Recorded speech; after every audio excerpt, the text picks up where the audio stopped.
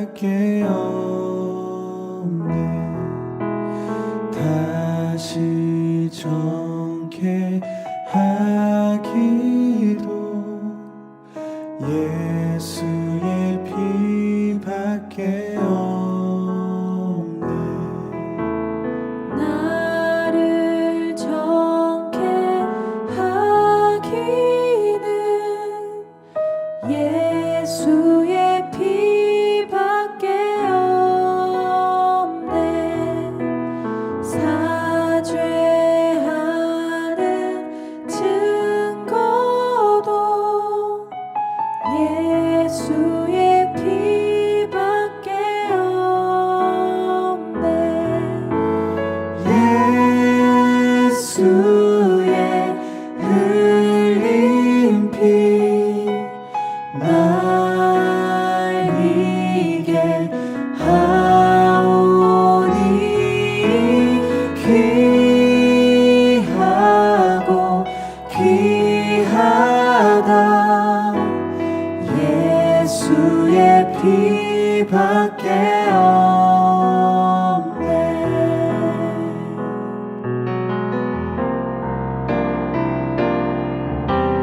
나의 죄속 가기는 예수의 피밖에 없네. 나는 공로 없으니 예수의 피밖에 없네. 평안함과 소망은 예수의 피밖에 없네. 나의 의는 이것뿐 예수의 피밖에 없네. 예수의 흘린 피 나에게 하오니 귀하고 귀하다. 예수의 피밖에 없네.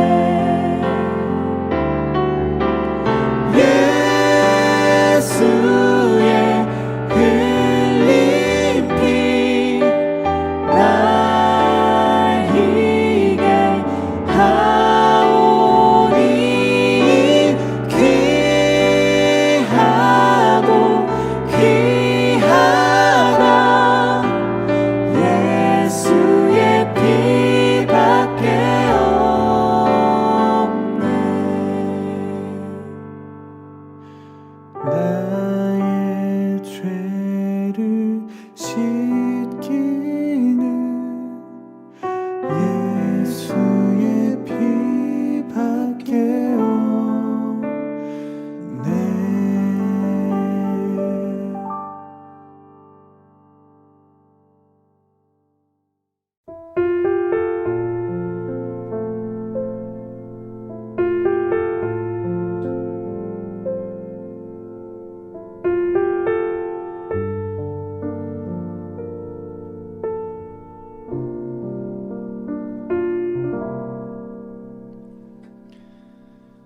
사랑합니다.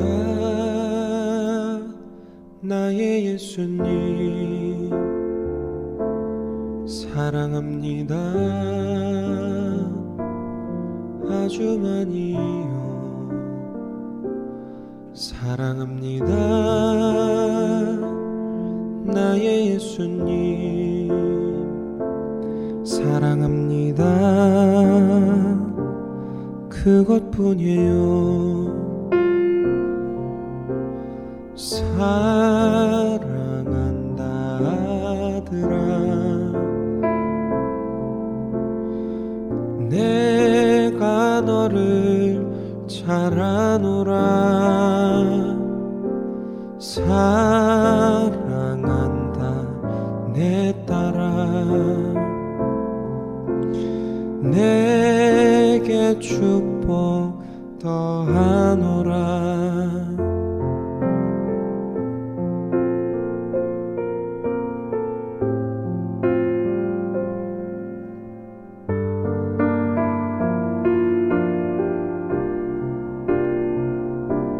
사랑합니다 나의 예수님, 사랑합니다 아주 많이요. 사랑합니다 나의 예수님, 사랑합니다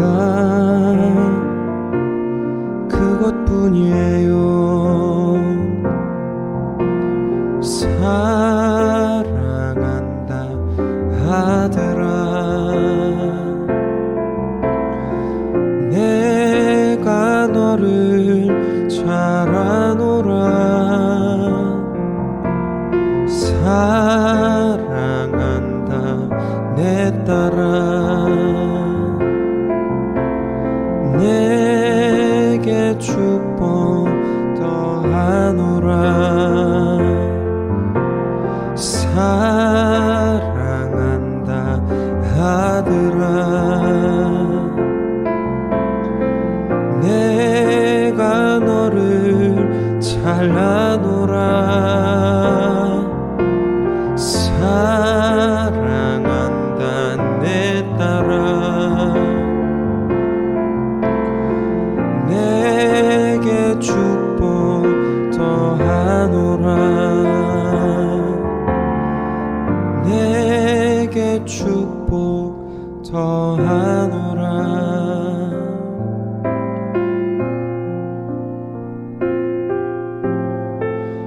내게 축복 더하노라.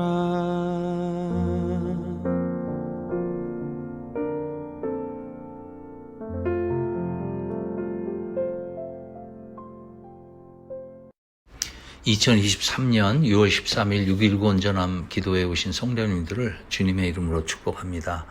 오늘 하나님의 말씀은 예레미야 애가 3장 55절부터 66절까지입니다. 제가 봉독하겠습니다. 여호와여, 내가 심히 깊은 구덩이에서 주의 이름을 불렀나이다.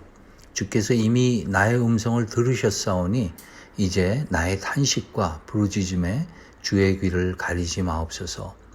내가 주께 아랫날에 주께서 내게 가까이하여 이르시되 두려워하지 말라 하셨나이다.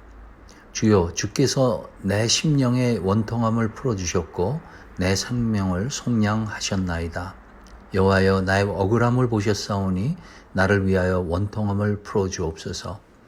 그들이 내게 보복하며 나를 모해함을 주께서 다 보셨나이다. 여호와여, 그들이 나를 비방하며 나를 모해하는 모든 것, 곧 일어나 나를 치는 자들의 입술에서 나오는 것들과 종일 나를 모해하는 것들을 들으셨나이다. 그들이 앉으나 서나 나를 조롱하여 노래하는 것을 주목하여 보옵소서. 여호와여, 주께서 그들의 손이 행한 대로 그들에게 보응하사 그들에게 거만한 마음을 주시고 그들에게 저주를 내리소서. 주께서 진노로 그들을 뒤쫓으사 여호와의 하늘 아래에서 멸하소서. 아멘. 오늘 말씀은 예레미야 선지자의 세 번째 노래의 후반 부분으로 하나님을 향한 선지자의 탄원으로 마무리됩니다. 3장의 앞부분에서는 예레미야 선지자가 유다 백성이 당하는 고난을 자신의 고난과 동일시해서 그 아픔을 토로합니다. 예루살렘은 바벨론의 침략으로 멸망하고 유다 백성들은 사람들에게 조롱과 멸시의 대상이 됩니다. 이렇게 유다 백성에게 힘과 소망이 끊어진 상황에서 예레미야는 하나님께 시선을 돌립니다. 그리고 그 시선을 하나님께 돌리는 순간 그는 소망을 발견하게 됩니다. 하나님의 끝없는 인자와 긍휼을 기억했던 것입니다. 그리고 그는 24절에서 여호와는 나의 기업이시니 그러므로 내가 그를 바라리라고 고백합니다. 선지자는 유다 백성들을 향하여서 우리의 행위들을 조사하고 여호와께로 돌아가자라고 호소합니다. 유다 백성이 겪는 환난은 그들의 죄 때문이라는 것을 깨달았기 때문입니다. 유다 백성의 죄와 환난, 그리고 예루살렘의 파멸을 지켜보는 예레미야의 눈에서는 눈물이 마치 시내처럼 하염없이 흘렀고 하나님이 하늘에서 유다를 살피시고 용서해 주실 때까지 흘릴 눈물이라고 고백합니다. 자, 이런 배경 하에서 오늘 말씀에서는 예레미야가 유다를 향하였던 눈길을 자신에게 돌립니다. 55절에서 자신이 처한 상황이 마치 깊은 구덩이 속에 빠진 것과 같다고 합니다. 53절과 54절에서 원수들이 자신을 산채로 구덩이에 쳐놓고 돌로 막아서 못 나오게 했으며 물이 자신의 머리 위에 넘쳤으므로 나는 이제 죽었구나 하고 생각했다고 합니다. 이 표현이 실제로 돌로 막아져 있고 물이 가득 찬 구덩이에 예레미야가 갇혀 있었던 경험을 이야기하는 것인지 아니면 그 표현을 그렇게 하는 것인지 알 수는 없지만은 확실한 것은 예레미야와 유다가 처한 상황이 얼마나 암담하고 처참했는지를 알 수 있을 것 같습니다. 우리도 살다 보면 이렇게 깊은 수렁에 빠진 것과 같은 그런 상황과 느낌을 받을 때가 있습니다. 어떤 때는 사람들로부터 오해를 받고 또 견디기 힘든 비난을 받을 때도 있습니다. 어떤 때는 앞을 보고 뒤를 봐도 피할 곳이 없는 그런 육체적, 경제적, 정신적 구덩이에 빠진 것처럼 느껴질 때도 있습니다. 우리의 인생 가운데 찾아오는 이러한 시련들 앞에서 우리가 어떻게 대처해야 하는지 예레미야 선지자의 기도를 통해 생각해 보길 원합니다.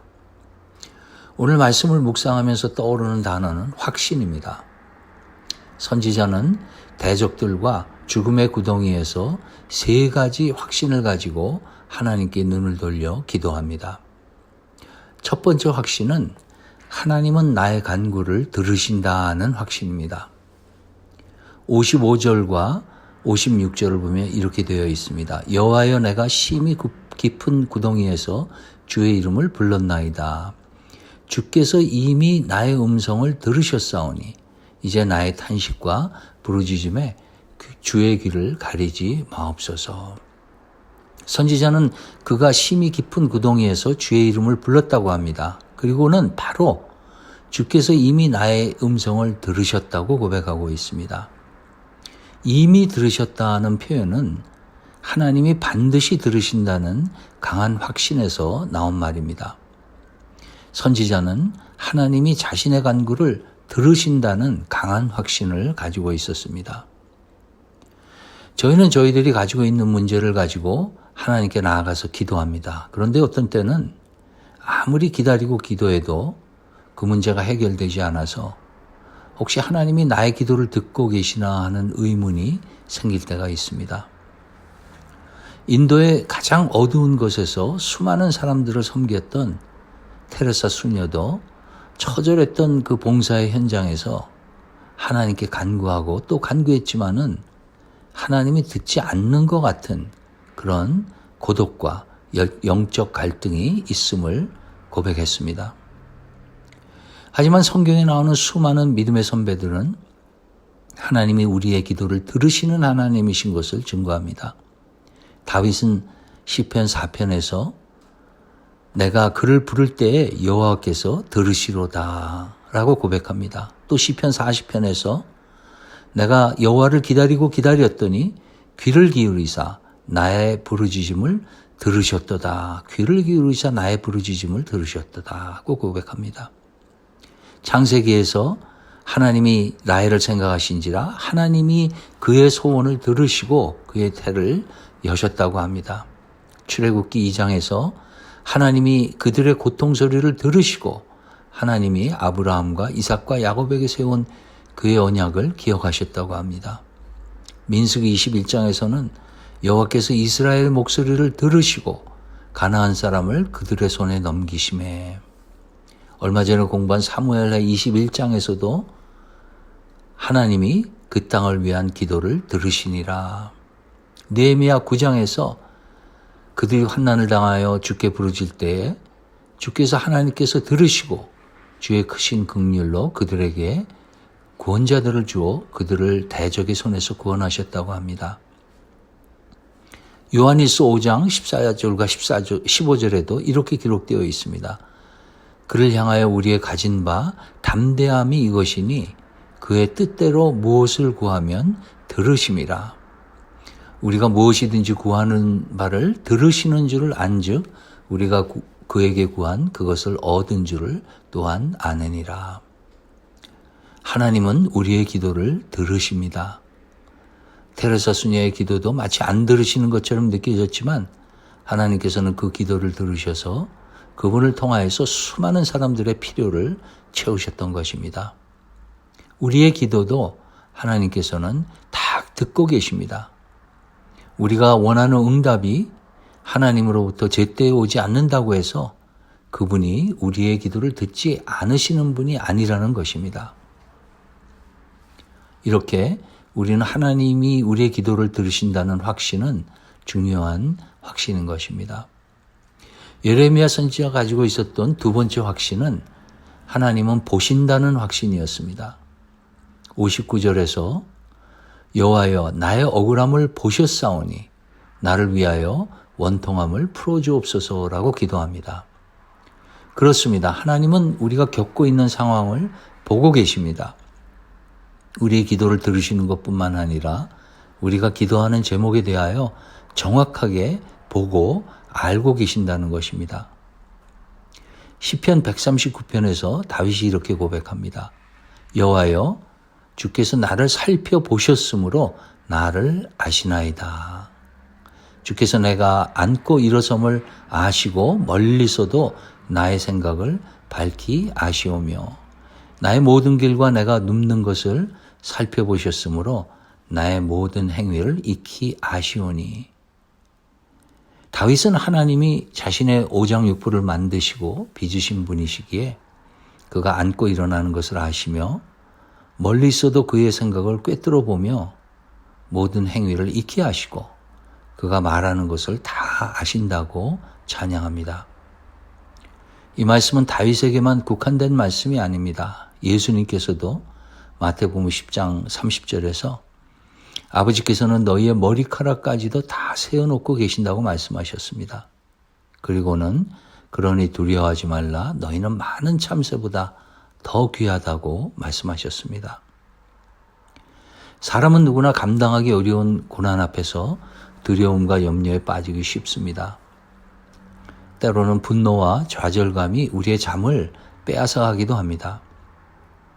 이런 상황에서 온 우주를 창조하신 하나님이 나의 모든 것을 다 아시고 나의 부르짖음을 들으시는 아버지 하나님이라는 것이 우리에게 얼마나 위로와 격려가 되는지요.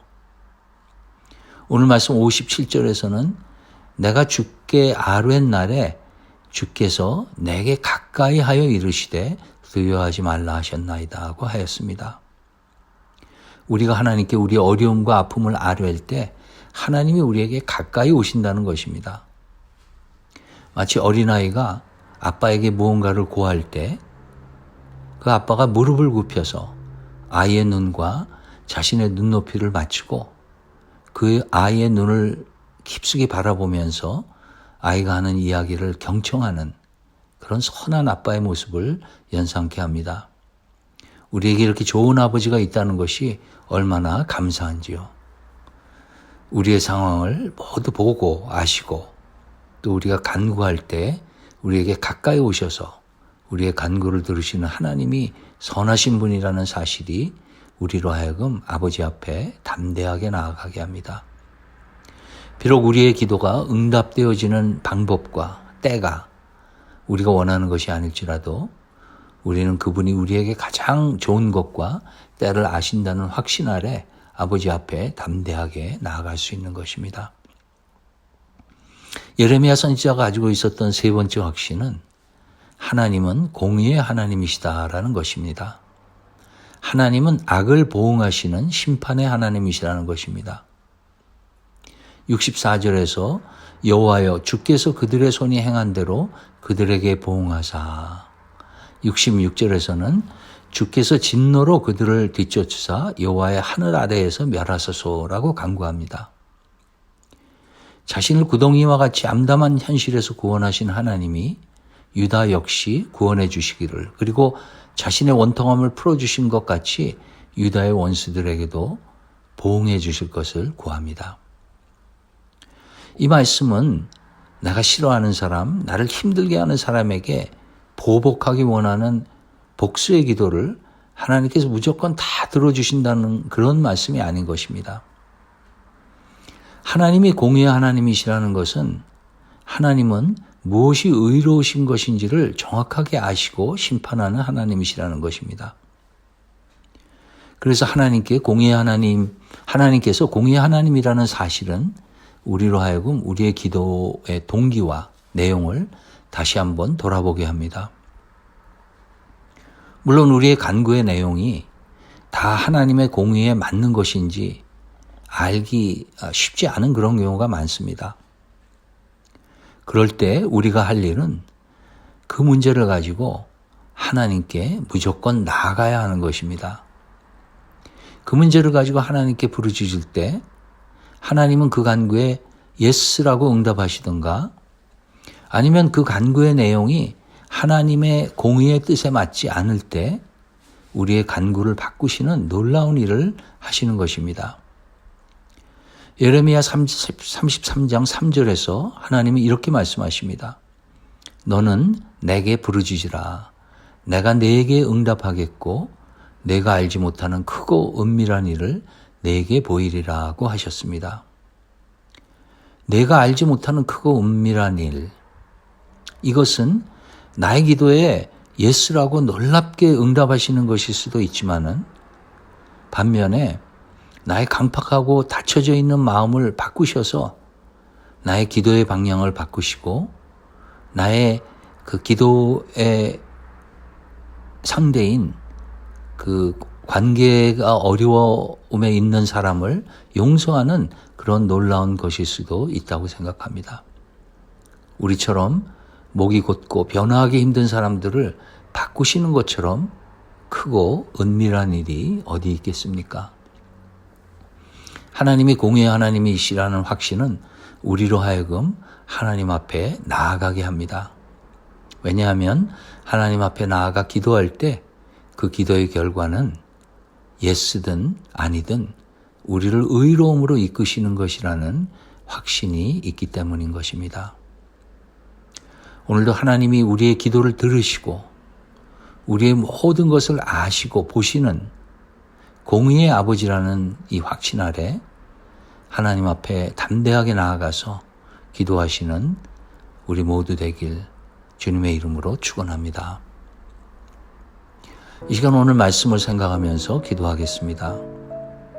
혹시 우리가 가지고 있는 문제 중에 아직 하나님의 기도의 응답을 신뢰하지 못하고 의심하면서 하나님께 담대하게 나아가서 올려드리지 못하는 그런 부분이 있다면은 이 시간 그것을 하나님 앞에 내려놓고 그것을 기도하도록 하겠습니다. 기도에 대한 확신이 부족한 부분이 있으면 주님의 도움을 구하는 기도를 드리겠습니다.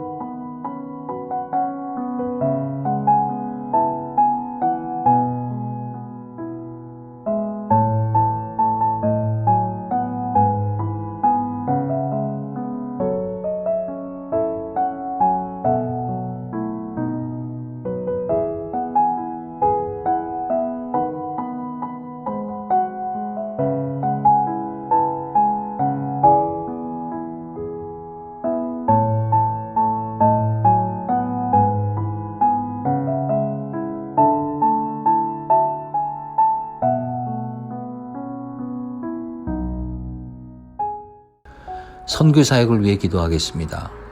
멕시코 선교를 준비하는 선교팀이 이제 막바지에 있는데 성령 충만할 수 있도록 기도하겠습니다.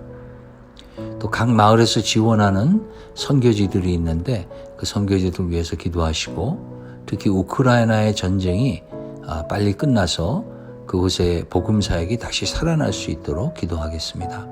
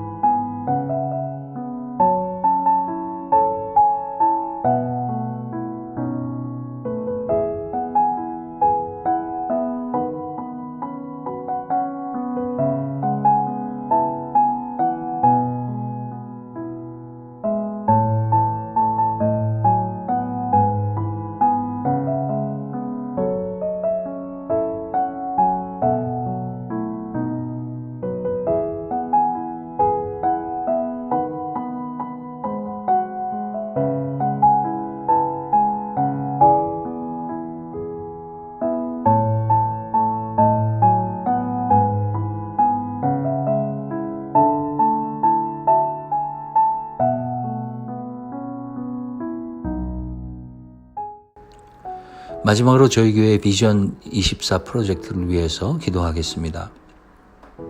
사이트 플랜과 건축 도면을 이제 만드는 과정에 들어갔는데 하나님께서 도와주셔서 교회에 필요한 부분들이 그 마지막 디자인에 빠지지 않고 포함될 수 있도록 기도해 주시고, 이 사이트 플랜과 도면이 그 랄리 시리에 잘 통과되도록 기도해 주시면 감사하겠습니다.